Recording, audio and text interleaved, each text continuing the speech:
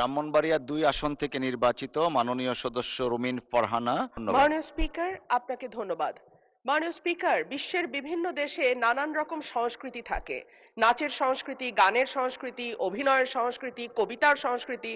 আমাদের দেশে মাননীয় স্পিকার গত ১.৫ বছর এবং এরপরে গত ২ মাস ধরে আমরা মবের সংস্কৃতি দেখলাম। আমরা দেখলাম বাংলাদেশ ব্যাংকের গভর্নরকে মব করে সরানো হয়েছে। আমরা দেখলাম বাসসের প্রধানকে মব করা হয়েছে।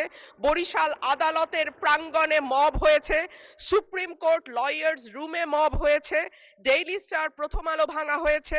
চট্টগ্রামে ১.৫ বছর আগে নেচে গেয়ে নাচ এবং গানের মাধ্যমে মব তৈরি করে ছিনতাইকারী সন্দেহে পিটিয়ে মারা হয়েছে। কুষ্টিয়ায় একজন কথিত পীরকে পিটিয়ে মারা হয়েছে কিছুদিন আগে। মাননীয় স্পিকার, আমাদের সম্মানিত মাননীয় স্বরাষ্ট্রমন্ত্রী আজকে উপস্থিত আছেন। উনি একবার না, দুইবার না, কয়েক দফা আমাদেরকে আশ্বস্ত করেছিলেন বাংলাদেশে আর মবের কালচার হবে না।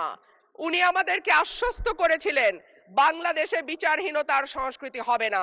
উনি আশ্বস্ত করেছিলেন বাংলাদেশের মানুষ ন্যায় বিচার পাবে। কিন্তু আমরা দেখলাম একটির পর একটি জায়গায় মবের ঘটনা ঘটেই চলেছে।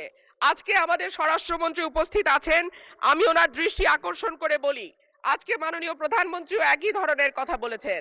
মানুষ যখন ন্যায় বিচার পায় না তখনই এইরকম সংস্কৃতির বাড়ে এবং মানুষ এই ধরনের সংস্কৃতিতে জড়িয়ে যায়।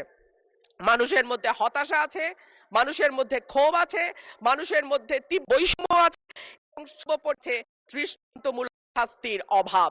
গত ১.৫ বছরে চট্টগ্রামে মব করে যেই লোকটিকে পিটিয়ে মারা হয়েছিল তার বিচার এখন পর্যন্ত হয়নি মাননীয় স্পিকার।